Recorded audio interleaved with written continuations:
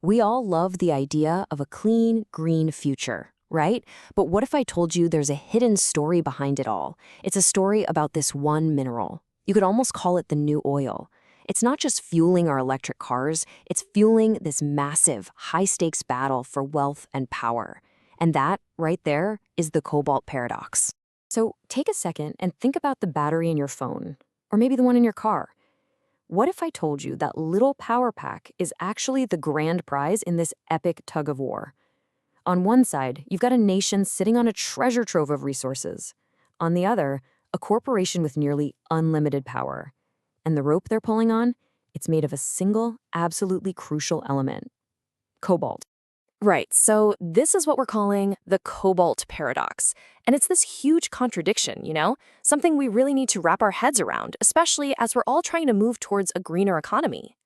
Okay, so here's the paradox in a nutshell. On one hand, you have the promise, right? This amazing dream of clean energy, electric cars, a sustainable future for everyone. But then you look at the reality, and it's all about these huge extractive industries, corporate power plays, and just deep, deep inequality. It looks an awful lot like the same old exploitative patterns we're supposedly trying to get away from. So that begs the question, who's actually in control of this new green gold?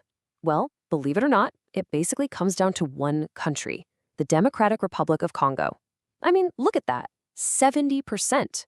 With that much of the world's cobalt, the DRC isn't just a player in the green energy game, they are the game board. All right, so to really get what's happening today, we've got to rewind a bit, back to the late 2000s. This was a time when the power was just completely stacked in favor of these corporate giants.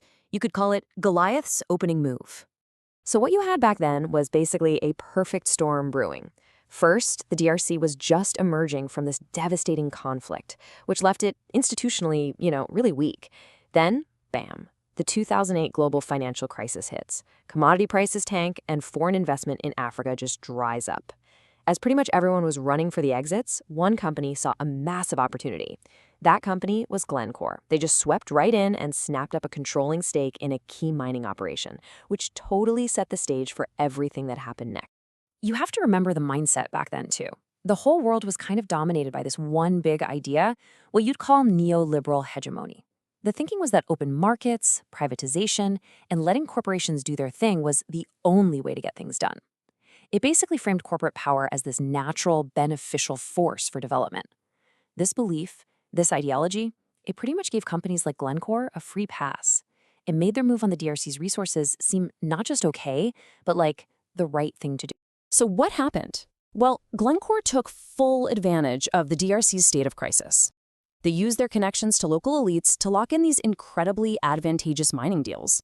I mean, they basically cornered a country when it was at its weakest. With their deep pockets and powerful friends, they got the DRC into deals that were an absolute steal for them, but, a really raw deal for the nation itself. But then, something happened. Something that was about to completely flip the script. Suddenly, the world didn't just want what the DRC had. It needed it, more than ever before. And this, my friends, was the beginning of the green gold rush. And what was it? The electric vehicle boom. I mean, look at these numbers. The growth was just insane. In 2020, EVs were less than 5% of new cars sold. By 2022, that's up to 14%. It happened so fast. And of course, every single one of those shiny new cars needed a lithium-ion battery to run. And guess what's at the heart of pretty much every one of those batteries? Yep, cobalt. There's this great quote from Lund University Publications that just nails it. Cobalt, therefore, is a key component in the transition towards an electrified transportation sector. Simple as that. There was just no way to have an electric revolution without it. So practically overnight, the DRC went from being the struggling, crisis-hit nation to the absolute gatekeeper of the world's entire green future. Now, having that kind of leverage, it changes everything. The DRC started to realize the incredible value of what they were sitting on, and they began to push back. The whole power dynamic started to shift. It was time for the state to strike back. So in 2018, the DRC dropped an absolute bombshell, a brand new mining code. And the changes were massive. Look at this. Royalties on cobalt went from 2% all the way up to a potential 10% if it was deemed strategic. The state's free stake in projects, doubled from 5 to 10%. And that stability clause that protected companies from any changes for 10 years? Gone. Corporate tax up from 30 to 35%. The message could not have been clearer. The free ride was officially over. Oh, and you can bet the industry did not take this lying down. They fought back hard. Mining companies formed a whole lobby group to protest the new code. They put out all these warnings, saying the DRC was going to lose billions in revenue. But the government, they held firm. They basically said, nope, you have to adopt to the new law. Glencore even temporarily closed one of its biggest mines in 2019, saying it wasn't economical anymore. But this time, the DRC didn't flinch. It was this stunning reversal of power. The government held its ground, and a totally new era had begun. So does that mean the battle is over and the DRC won? Well, not quite. Far from it, actually. This brings us to today, and what is very much an unfinished power struggle where the stakes are frankly higher than they've ever been. Then, in 2022, we had a reckoning of sorts. Glencore agreed to pay the DRC $180 million. Now, what was that for? To settle a whole bunch of corruption and bribery claims from its early days in the country. In a way, it was like an admission of guilt, a confirmation of the shady tactics they'd used to get control in the first place. But hold on, let's put that $180 million figure into perspective, shall we? Because the very next year, in 2023, Glencore paid its investors, wait for it, $7.1 billion. That fine, it was a rounding error, a drop in the ocean, and it's just this stark reminder of the absolutely immense wealth that is still flowing out of the DRC. And all of this brings us to the DRC's new playbook. It's something called resource nationalism.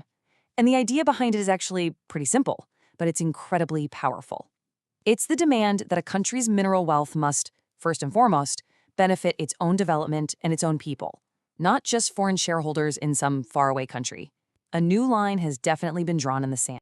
So as we wrap this up, we're left with this lingering question. As we build this green future that we all want, who really holds the power? And maybe more importantly, who pays the price? The next time you see an electric car or plug in your phone, maybe think about the Cobalt Paradox.